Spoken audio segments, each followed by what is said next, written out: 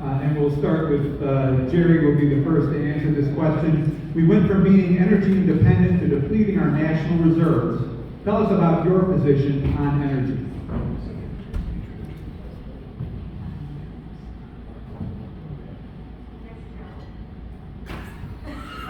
What? Sorry, Siri. It's all good, she says. Do we want to do introductions, Karen? Sure. Okay. So we do an introduction with Jerry. 2 minutes. 2 minutes for introduction. Good evening, everyone. It's an honor to be here with you. Thank you again to the McHenry County Go Pack for hosting this event. My name is Jerry Evans. I'm a husband to a beautiful wife, Lisa. I'm a father to 2 amazing boys, and we have a girl coming in April, which we're very excited about. I'm a small business owner and entrepreneur. I own a music school as well as a commercial property where we serve our community and make an impact there. And I want to let you know that I'm running for U.S. Congress because I believe in the hope and the promise of America. And I want to let you know that I've been very disappointed about the direction that the Democrats and progressives have been taking our country. So I'm running for U.S. Congress to go and stand up for a free economy and to stand against socialism, to stand up for public safety, making sure that law enforcement has the tools that they need to serve our constituents, making sure we have good educational opportunity and following students and not systems, and also making sure we secure our southern border to stop illegal immigration and stop the humanitarian and national crisis at the southern border. And I want to let you know that since I've launched my campaign, in the first 3.5 months of it, we raised over $200,000, so we would have the resources necessary to go ahead and take on either Bill Foster or Qasim Rashid in the general election. In addition, I've been endorsed by former Chief Justice of the Illinois Supreme Court and Bear Speaker Bob Thomas, Roger Clare, the former mayor of Bolingbrook, Josh McBroom, Naperville City Councilman, who recently received national news attention for his work there. I've been endorsed by DuPage Township GOP, Winfield Township GOP, and Grafton Township GOP, as well as I'd like to announce the endorsement from McHenry County Board Chair Mike Bueller. I want to let you know that some people ask me why I'm running. I'm running because of this. Because I believe in our Constitution and what our founding fathers believed in, and I want to serve you and serve your kids and grandkids so we have a better future for tomorrow. Thank you.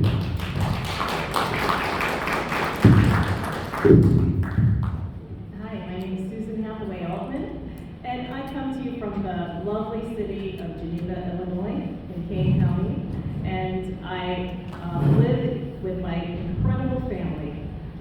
3 beautiful daughters, 33, who's married, and 2 of my wonderful grandchildren, as well as my 21-year-old daughter that goes to NIU, and my 15-year-old daughter who just got her permit. So I have been asked, why are you running for Congress? Well, let me tell you, I'm running for Congress so that we can take back this nation for all of you. We need to right the ship. It's got to come back to where it was in 3 specific areas. 1 is our morality, 2 is the economy, and 3 is our safety and security, both on a national and a local level. So I am a patriot, and I love the United States of America. I hadn't planned on running for Congress. In fact, I have a great job. I've worked 35 years in business. I've worked many of those years for one of the largest companies in the world. And right now, I'm the chief sales officer of a really incredible tech company that's gaining pace every day.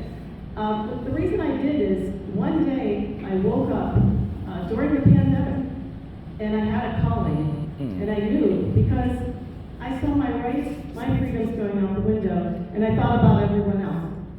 And I said, this is not right. We have to take back this country, and we've got to do what's right to get us back on the right road.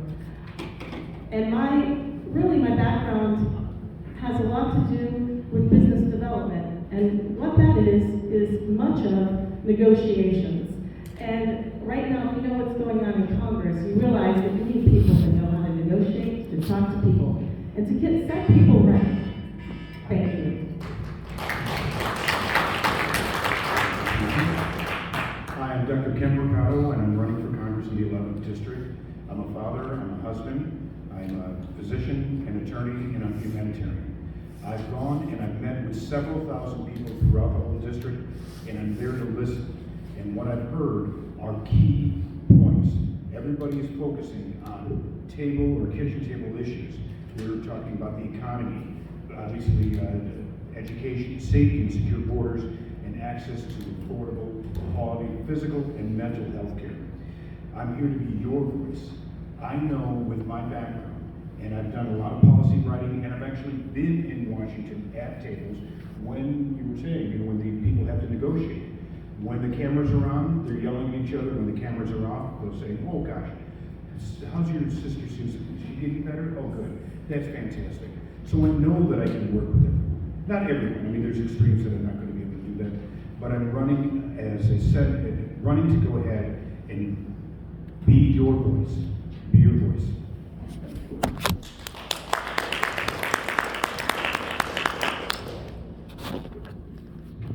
So I'll start this again with the question. Jerry, we went from being energy independent to depleting our national reserves. Tell us about your position on energy.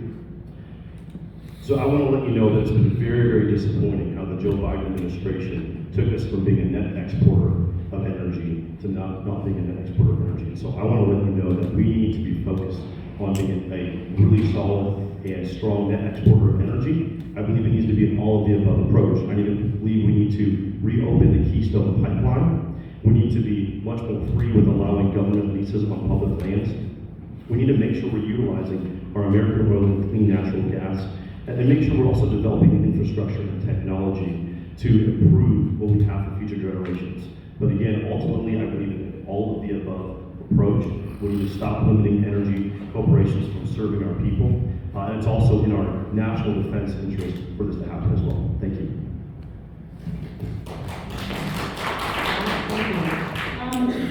I know you guys can't see this from the back, but I prepared a couple of slides for you. And later on, you can take a look at it. But on the one with energy, as you can see, our energy costs are going up. Out of the roof. I think you guys in McHenry County are one of the worst right now. So all I have to say is drill, baby, drill. We got tons of control under our feet. And I don't agree with the premise of, yes, wind, I saw that on your website, wind turbines, all this 53 stuff. I do agree that we'll get there. We're not there yet. We don't have the technology for that yet. But what we'll do is that we'll turn that oil back on, and it will enable us not only to get back 30% of our economy on the road to health, but it will also allow us to cut off the head of the snake in Iran. Okay, so we will make them come to their knees as they were before. 3 short years ago, can you even believe that everything's happened in 3 short years? Will help us get on our path to becoming energy independent, and will also make sure that in the foreign policy that we're the ones driving that message and change, and it'll restore our #1 position in the world, and that's the way it should be. Because if you look around, we are the only country that has government that our framers really put together in a way that's unique. And we are the only ones that are fighting for good and not evil.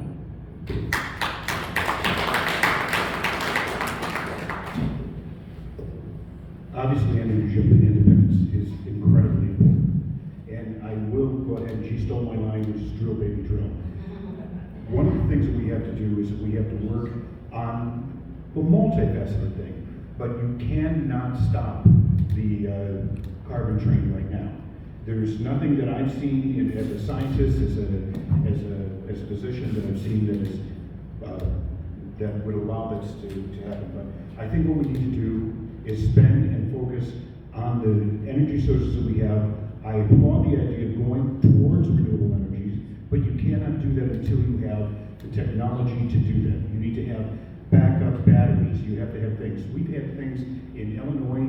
We only have 90 days of sun, at least in this northeast quarter. You can't have solar with 90 days. We had the whole concept in Texas when their grid went down and their backup was renewable energy. It didn't work.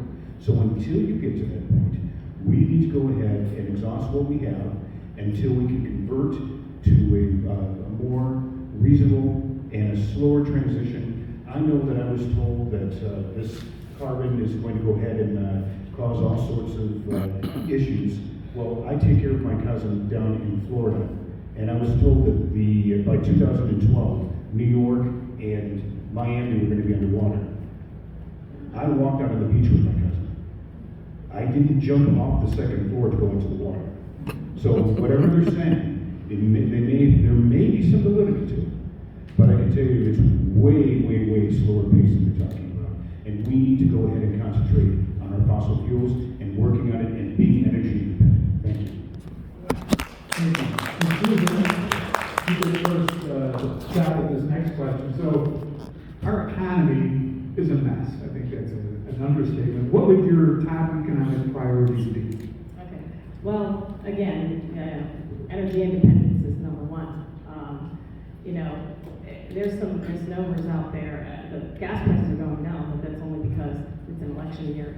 Our reserves are almost depleted, and we're sitting on the cusp of this bubble that's going to burst. And even though Wall Street's way up, do you know what my theory is? It's because Trump is doing really well, because they know he's going to come back and solve our problems, right?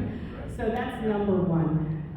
Secondly, I think you guys have heard me maybe say this in the past. I've spent 32 years on the supply chain, and I know about supply chain breakages and where they come from. It's a lot of overreach by the government, a lot of regulations that are on the supply chain, but also we got to get business back to America, because a lot of the materials that we need for essential things like pharmaceuticals and like just baby formula, we need, and even precious rare earth minerals, what a joke, are here, right? So we need to get. It's also not true that outside of the U.S., like China, even Mexico, are less to manufacture or to produce these products. We've got to get that back here on U.S. soil, and that will curb a lot of that. So really my regulation is around cutting government spending for sure. There needs to be about a 10 or 15%. Every single department in the federal government needs to take off the top. But then we've got to eliminate things like, all these programs to help trees and vegetables, but not human beings and Americans. We have to make sure the middle class is protected, and I will do that.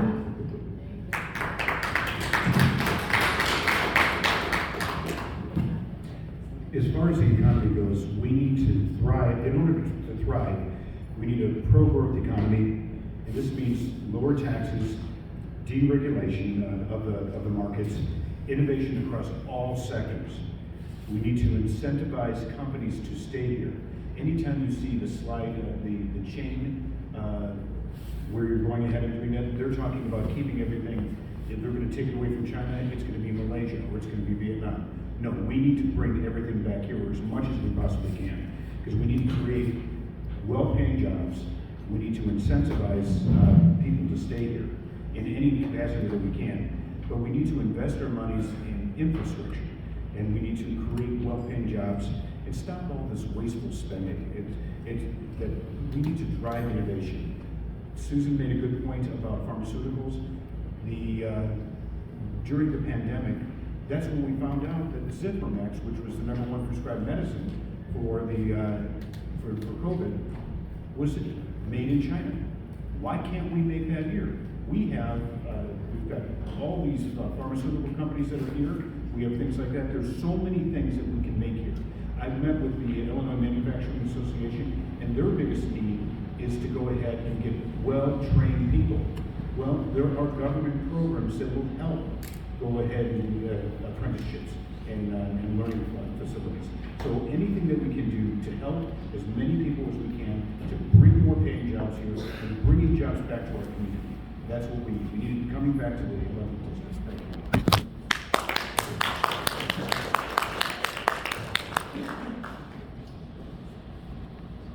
When it comes to the economy right now is not working for everyone.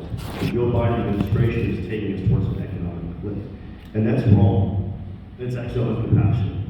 Right now, we need a pro-business economy that actually works for small businesses to create jobs and help families put food on the table. But in addition to that, I would say this, I know all of us want a balanced budget. I would actually advocate for a constitutional amendment to balance the budget. It could be very difficult to make that happen, but I believe we need a balanced budget in America. In addition to that, what I would say is, I really care tremendously about lowering our small business tax rate down from 21 to 17% for certain small businesses. I would make sure that we make the Tax Cuts and Jobs Act permanent. It's not permanent, it's expiring soon. We need to make it permanent. It's very, very, very important. And then also just to make sure there's no confusion on my energy policy, as I was referenced earlier. I want to let you know that, again, we need to make sure we're a next exporter of energy utilizing American oil and clean natural gas, which of course takes extensive drilling. And we need to make sure that we're not pushing certain aspects of renewables that in a way that's not sustainable. We need an all-of-the-above approach that's based upon freedom of choice, so that we can lower energy costs and make it easier to heat our homes, make our cars run, and go ahead and have more money on it, so we can have more food on the table, as well as things like better birthday presents and better Christmas presents for our kids, which we all, as parents, know we love to have happen.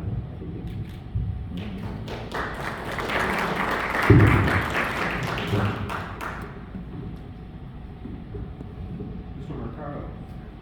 Quick, slide that button switch Is it working now? It is. Yes. The topic of migration is on everyone's lips. How do you stop illegal migration? You start at closing the border, period. Just close it. My bathroom is flooding. Well, did you turn off the faucet? Let's go ahead and start there. That's the number one thing that you have to do. I'm very conservative when it comes to immigration. I believe that we need to go ahead and stop the loophole, which is this asylum loophole that they created.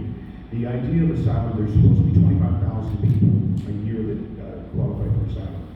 They've gone ahead and they've changed it. You have to claim asylum. You're given a piece of paper that says, here, come back in 1 year, 2 years, 5 years, and then you're going to have your hearing. That loophole has to be changed. We need to enforce the current laws that we have and keep the people in Mexico or keep them wherever they are, but not in our country. It's going to take a long time to go ahead and clean up this mess. I feel bad for many of the people, but the vast majority of the people who are claiming asylum, probably 95 to 98% of the people do not qualify for asylum. We allow 325,000 people here through the processing system. We get 325,000 in 2 months. We cannot sustain this. We need to go ahead and stop it. Thank you.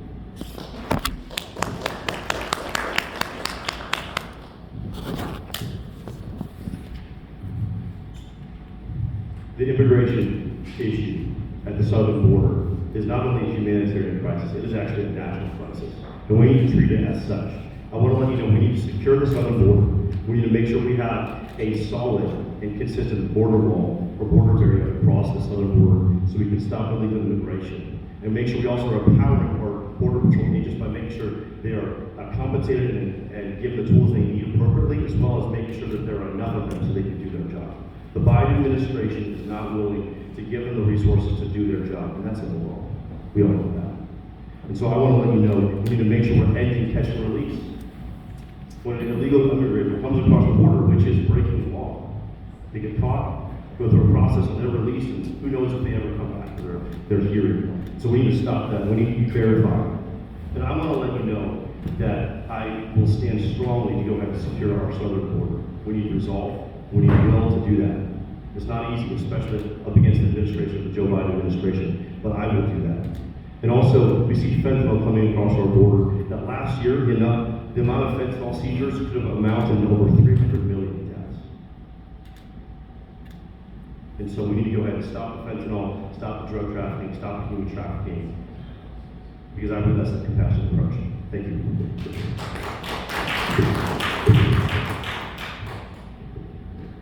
I was the only candidate here that visited our southern border, and so it wasn't fun. I met with Border Patrol, their supervisors, and we had a discussion about Illinois, and we talked about the fact that the border was already in Illinois. We have a lot of fentanyl deaths, and it's an incredible crisis that is overrun by, yes, the population, the migrant population. And we can't stop at the southern border. We have to seal that up tight We have to enforce the laws, and if you understand what the laws are, the biggest one is that we don't have mass migration. I mean, the world has never seen migration like this, ever, and no other country. This is the worst, the absolute worst crisis that there's ever been. And why is it a crisis? Well, there's been 8 million or so people coming over here, and, by the time Biden is hopefully out, there might be, 20, there might be 30. And that type of migration coming over the border, people do not assimilate to the U.S. They don't assimilate to our standards, our Constitution. They want to throw that out with the bathwater, like a lot of the leftists today, right? And they want to start over with something new. It sounds a little bit of smacks of communism there. But we can't stop with the southern border. We have to also, on the northern border, make sure that we don't have the same issues. We also have to stop, a lot of the shipments coming over with fentanyl, because fentanyl is not coming over. About 8% of people, 11% is coming through the southern border. It's mainly through shipments. So we have to really be careful with a lot of issues that surround mass migration. And I was really happy to visit the southern border and see it for myself.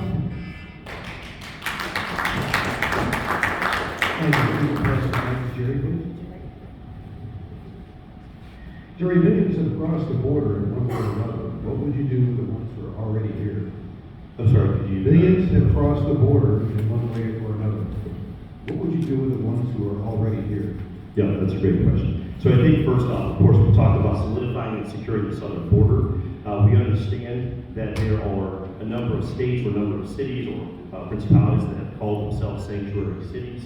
And so I want to let you know that I actually think we need to fund sanctuary cities or sanctuary entities, because it's just simply not right. Also, I want to let you know that, again, they should not just be dropped off to go ahead and filter into the country to never come back for their hearings. But we need to understand that there are certain people that are coming across the border, and if you end catch and release, properly, that those people would have to remain in the first state of this country before they actually come across the border, so they're not filtering into the U.S. And so because a very, very small percentage of those people wouldn't even apply or even qualify for asylum, even though so many of them are claiming asylum.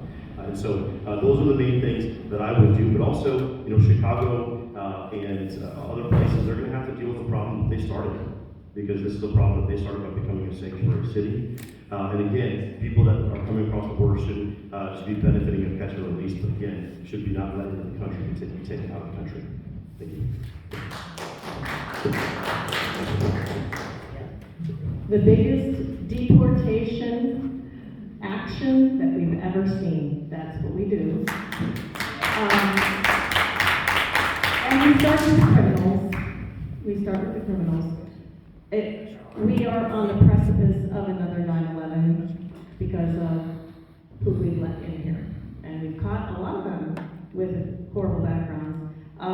We can't vet most of these people. The vetting process is really through the process that we have for visas and, coming across the border and coming into the United States legally. My dad was a migrant. He came over legally. My grandparents on my mother's side were migrants. They came over legally. And that's what we have to do. So it is not, we're not humane. We're humane. The Biden's policies and the policies of today are like a magnet for migrants to come over. We're attracting them unfairly. Between Ecuador and Panama, and that corridor, do you realize that most of the women and children get raped? And the NGOs are giving them rape kits? This is inhumane. So we have to not only stop the crisis and stop the bleeding, if you will, we also have to deport. And as bad as it sounds, now it's going to cost us anywhere from $15,000 to $30,000 a person potentially to deport these people, but it probably will be a lot less than what we'll have to do to put them in our prison system, in our mental health system, which we can't, sound like the board said earlier, we can't even afford, right? We have all these poor people now getting hurt and raped on the way in that we have to take care of, and it's a lot of financial strain. So we'll start with the criminals, and then we have to sort out Biden's mess from the past 3 years. Unfortunately, it's up to me now to sort out his mess.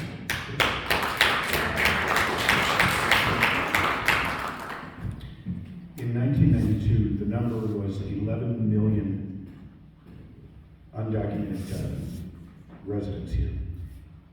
In 2022, they kept on repeating that same number.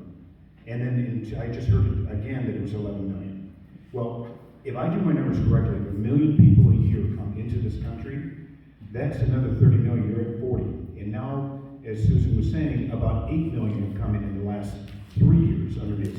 You're talking about close to 50 million undocumented people. So how do you go ahead and take care of them? When you have certain people, if you go ahead and you're here, you should never be allowed to become a U.S. citizen. If you are here, if we cannot, we will deport all the criminals, we can deport all of the people with the mental illnesses, deport with a lot of different, many of these people. But there will be a number of people, I know that even in the farming communities where they want to have cheap labor, or in manufacturing they want to have cheap labor, they keep on using that as an excuse because we can't get Americans to do the job. We need to get the Americans to do the job. We do not need 40 million people more, and we do not need 40 million citizens more. There should be a pathway for those who come legally. Again, it's a very small amount of people. I would never concur if there's a, I really feel that we have to go ahead and not allow people to become citizens if they're not following the pathway because they committed a felony to begin with. Thank you.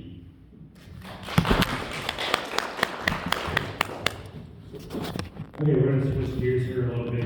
Susan, we'll start with you. We talked about foreign policy. Could you discuss with us your thoughts on the Ukraine and Israeli conflicts, and where you think the U.S. belongs in relation to each? So I'm a constitutionalist, and if you go back to our Constitution, and you go back to what the framers had intended, we're not supposed to be interventionists, right? We're supposed to be non-interventionists. However, there was a shift, came about close to when FDR came about, maybe a little earlier than that all of a sudden were these interventionists because we were this power and, we could help and all this other stuff. Well, I'm of the view that we should be non-interventionists. We shouldn't be fighting proxy wars, and we shouldn't be fighting forever wars. However, we're in it now because of Joe Biden. I gotta say this, we have to now clean up this mess that he caused, right? If Trump were in, we would not have these problems. He did not have any of this happen. Russia did not have the money that they have. Iran did not have the money that they have. Okay? That's the problem here. With my business background, like I said, 35 years, always on the supply chain, always negotiating, and I'm a smart cookie. I can fix this, but I'm sick and tired of dealing with somebody else's problems, right? So what we've got to do is we have to be all hands on deck. We've got to go back to the same policies that we had prior in our last administration, and even better. I don't feel we went far enough with tariffs. I don't feel like we went far enough to really squeeze that power and say, we are America, you aren't going to do this. If you are a country that means harm to mass people and genocide, we're not going to allow it. I have a special tie to Israel, and I will say that, I do feel very strongly that they are one of our only allies. Yes, we have to help them. We do have to help them. Let's let them decide what they're doing as far as the conflict, as far as whatever it is they want to do, but we have to be there to support them.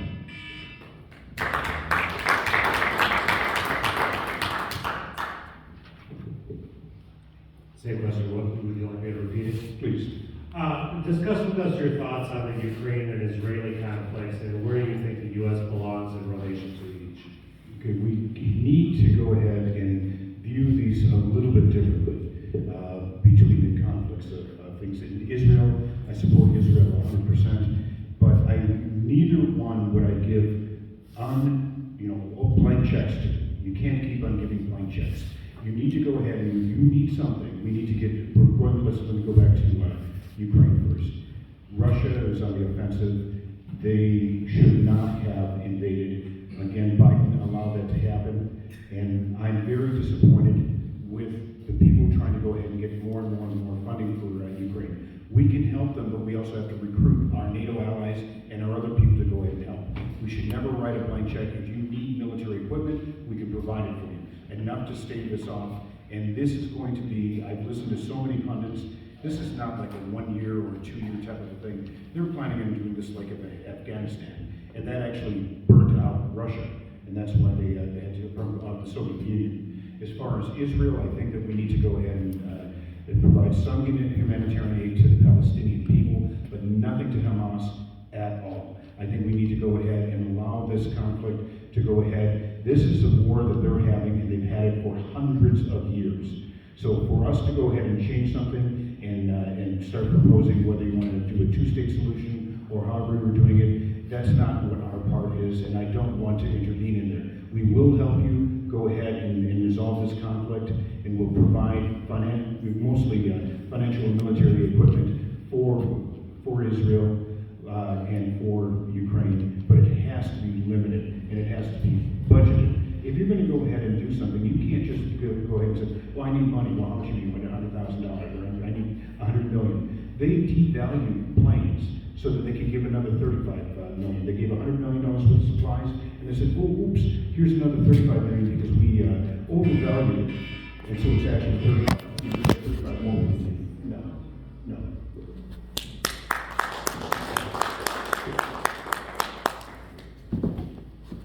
Israel has a right to exist. Israel has a right to defend itself. Hamas is evil. And Israel has every right to eliminate Hamas. And I will support that. So I want to let you know when it comes to what the U.S. does, of course, the U.S. should not have boots on the ground when it comes to the Israeli-Hamas conflict. That should not be the case. But of course, I believe that the U.S. should try to provide aid from a financial perspective. But of course, there needs to be accountability. The U.S. cannot just willy-nilly just toss out money, whatever it wants to, without accountability. But there must be accountability. But again, Israel is our friend. Israel has, there are many enemies who would like to eliminate Israel, and that shouldn't happen, so we should obviously engage with them from a financial perspective with accountability. Now, obviously, the other issue with Ukraine has some slight differences as well. And I want to let you know that I fully agree with Michael Johnson, the Speaker of the House, who said that, hey, we're not moving forward with anything else with aid for Ukraine unless we secure our southern border. And so I'm with Michael Johnson on that. We need to secure the southern border. The Joe Biden administration has been giving money to Ukraine without accountability or with very little accountability, and that's wrong. And so now, just to be clear though, we understand that right now a win for Russia is a win for China, and China is our greatest geopolitical enemy. And so we don't want Russia to take over Ukraine, of course. But again, the U.S. should not engage with boots on the ground in any way. There needs to be accountability for any type of aid we help Ukraine with. But again, right now, I agree with Michael Johnson. We need to take a hard stance here. We need to go ahead and make sure we secure our southern border if there's any more potential aid to Ukraine. Thank you.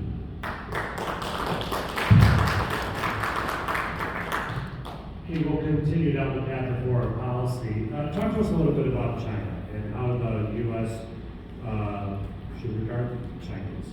Ken, we'll start with you. I alluded to it earlier when you're talking about the supply chain. Everything is built in China, and they have a wonderful infrastructure and system that they've spent the last 25 years doing, and they have plans for the roads and that, and to bring it across the whole entire world. The thing is that we have to work on, in my opinion, China's the biggest issue that we would have. If they want to go ahead and invade in Taiwan, that we would, my opinion is we would have to cut them off.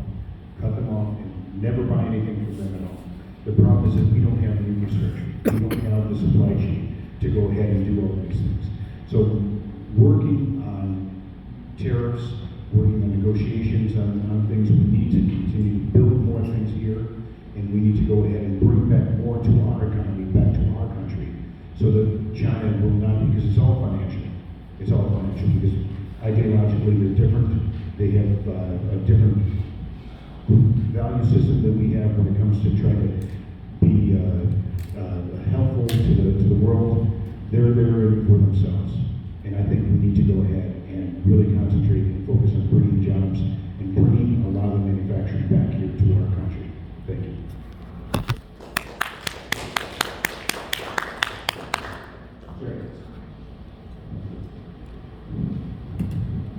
China is led by an evil dictator, Xi Jinping. You can quote me on that.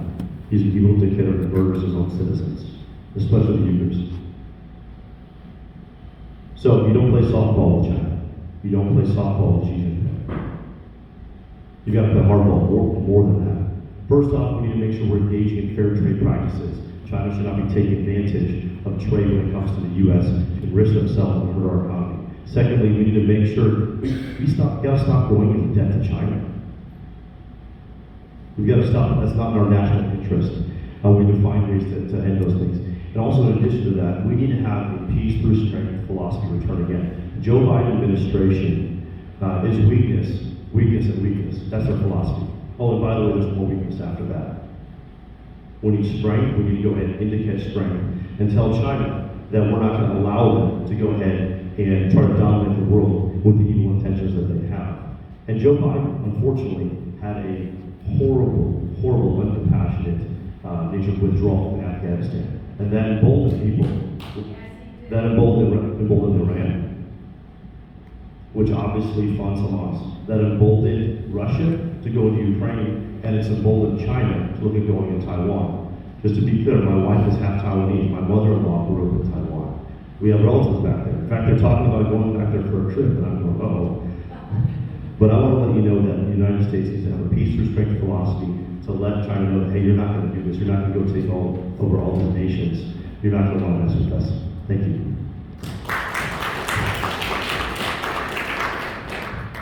Well, unfortunately, the evil triad is here. So we have Russia, Iran, and China.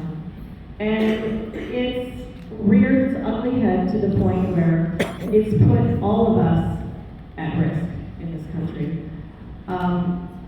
Does everybody realize that if China were to attack us now, that we don't have enough probably bullets to fight them? We don't. We have two companies that are allowed to manufacture bullets in this country. We don't have enough subs. We don't have enough aircraft. We don't have enough anything. We don't have enough people in the military. So as we talk about cuts, we have to bolster our military for sure, because what we've ended up in is a Cold War model. We are in a Cold War model here. And unfortunately, China keeps getting stronger and stronger and stronger, and they are utilizing Iran and Russia to do that.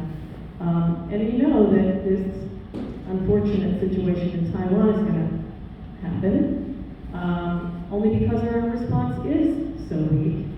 And we don't have anybody thinking that the U.S. is really as tough as they once were. So it'll probably happen, and when it does, it will change things. So what do we do? Well, it goes back to the money. You know, it goes back to the money. We have to levy those sanctions. We have to do a lot of the tariffs that everyone was talking about. But most of all, it lies in the oil. The oil is the problem, right? We have to be the dominant oil producer.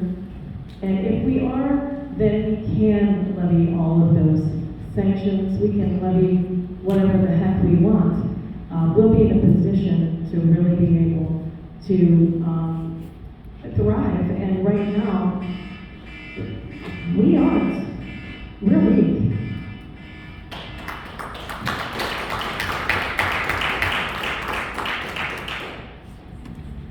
Okay, we're gonna change it up a little bit again. And whose question is, who's gonna answer this question? I think that would be the next.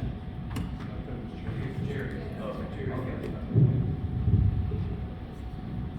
Jerry, assuming you prevail, you beat the Democrat in the general, what assurances can you give us that you won't be rolled by the swamp rats in DC and become part of the problem there. Yeah, I'm so glad you asked this question, because I think what all of us have seen and all of us have been very, very concerned about is we see people that sometimes are good people that go to office, whether in Springfield or even our county board, or whether they go to Washington, then all of a sudden they seem to change into different people. And I believe that some of the reasons for that is, number one, there are some leaders that get to Washington and are more interested in pleasing people than they are in doing the right thing. And then number two, they lack resolve or lack will when it's difficult. And I want to let you know that for me, I'm a person of resolve. I'm a person of character. And you know what? I understand that as I ran for Congress, and if I were to serve in U.S. Congress and be your candidate to represent your values, that there are going to be a lot of people who really don't like me. And you know what my response to that is? Bring it up. Bring it up. Because you know what? I care more about serving God, serving my family, serving you, than some sort of selfish gain. It's just simply not. Selfish gain is just simply not worth it. Trying to please everyone is simply not worth it. What's worth it is serving people. That's what I'm all about. I've done mission work in a number of countries overseas where sometimes it was not safe to be there. But you know what? I stay true to myself to do the right thing. Because my goal was to do the right thing, not to throw anyone to please me or for someone to keep me safe. Thank you.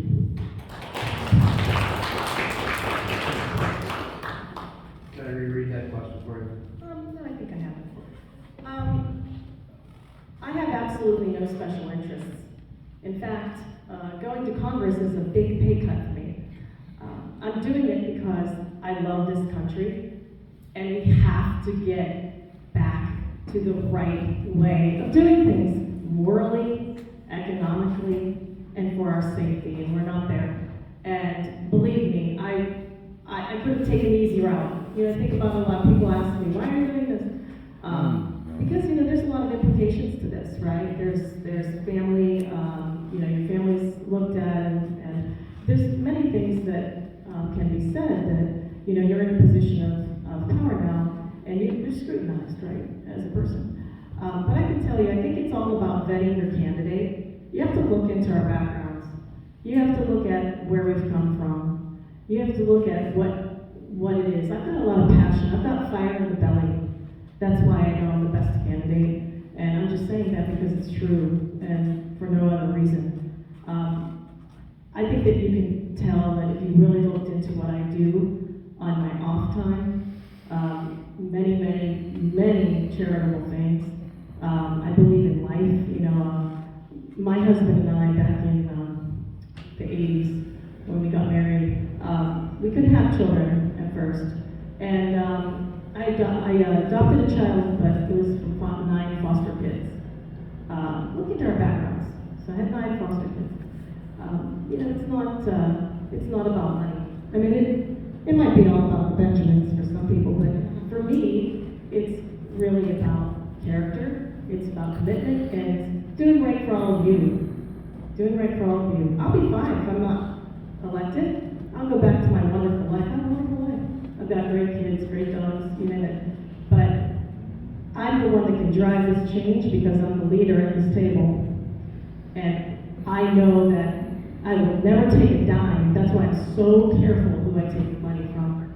I will never take a dime extra from my salary in Congress.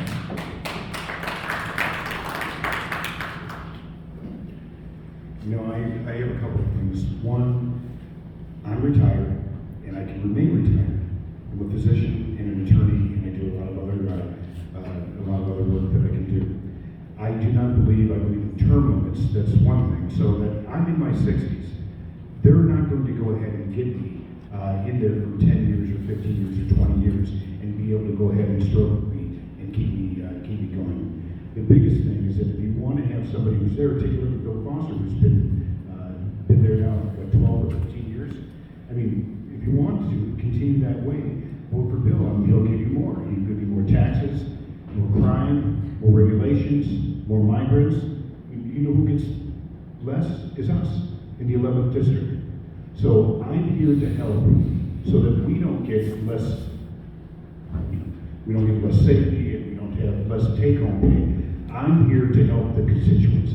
I don't have to do this. I'm doing this because I want to help as many people as I possibly can. And I have listened to, I've talked to thousands of people, and they want to go ahead and focus on kitchen table issues. Again, the same thing, whether it's the economy and some other things too.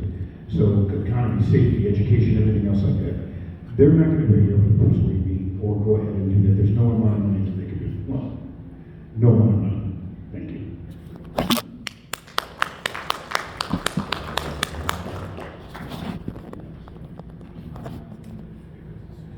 Susan, how have your past experiences prepared you for the responsibilities of congressional representative?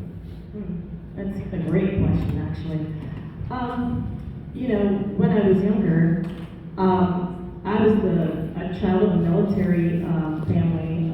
My dad was in the Army, and he's in the artillery, and I was very proud of that. And we were raised right, and I'm so very thankful that he taught me how to raise my children. But we were poor, and when I got out on my own, we were really poor. And I said to myself, I was going to buy some buildings one day, near Washington, D.C. actually. And I said to my husband, I'm going to work in one of those buildings one of these days. And I was a manager of Burger King restaurants. Now, there's nothing wrong with that. I used to break my back in that job. But I can tell you, I believed in that American dream. And I had worked my way without an education all the way to the top of one of the largest companies in the world. I was their vice president of sales for American Express. And my dad was able to, come with me on all of my trips, and he was so proud of me. And that's what it's all about. That's what it's all about, because I have 35 years of business experience, like I said. That's not all. I truly believe in the Constitution. I truly believe in the Declaration of Independence, all the articles, amendments, and I believe in, life, liberty, and the pursuit of happiness. And I'm so afraid that that is going to go away for all of you and for me and for my kids and their families in the future. And what a wonderful, wonderful government life we have under our Constitution.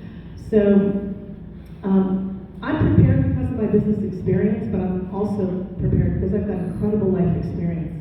I've been everywhere. I've been to many countries. I've done huge business deals in the $500 million range. But the most important part is really about who I am as a person and the fact that I care about all of you. Thank you.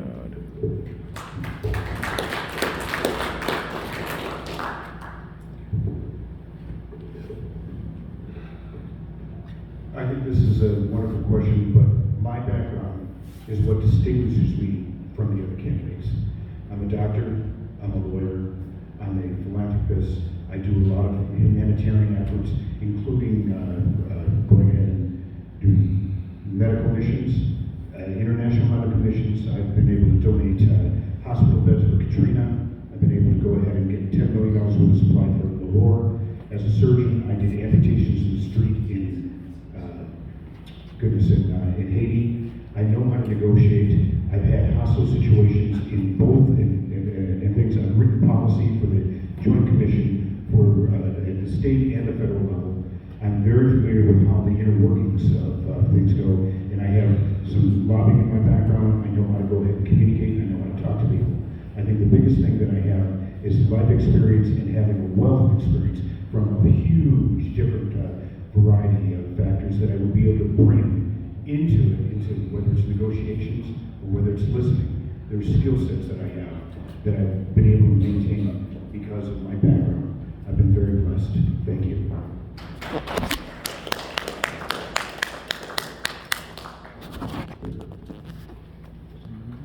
So in terms of things that have influenced me for me to be a successful congressperson and represent your values, I think first off, I grew up in actually a very, very poor neighborhood in a different state. I remember having the house process being abandoned, but a homeless person living there with no heat, and serving our community with people who just simply didn't have enough to live on.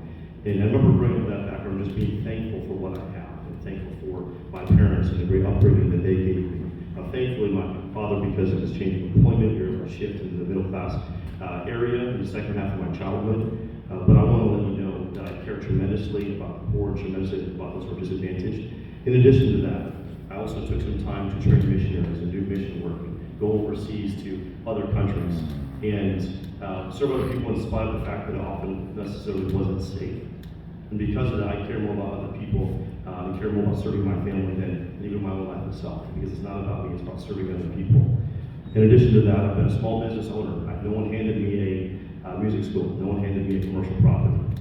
But my wife and I, we worked hard. I grew the business from scratch. I actually remember I was actually going through some very difficult health things at one point. And so I was so poor, I went to go rent some space to teach music lessons in. And I actually tried to talk the owner into letting me rent a closet to teach out because I was so poor. He was kind to me for 3 months. Years later, I don't want to go there. And so we've been successful, but also I care about being connected to the community. I'm a middle class business owner. I've got a family. We've definitely been heavily affected because of the inflation happening right now. And so we can be connected to and serve the needs of our constituents. You know, honor and have your support. Thank you.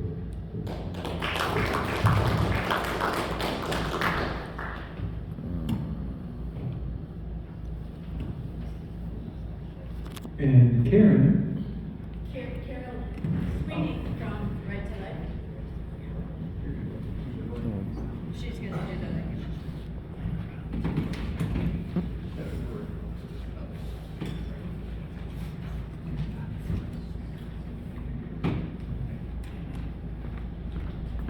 Thank you, Joe.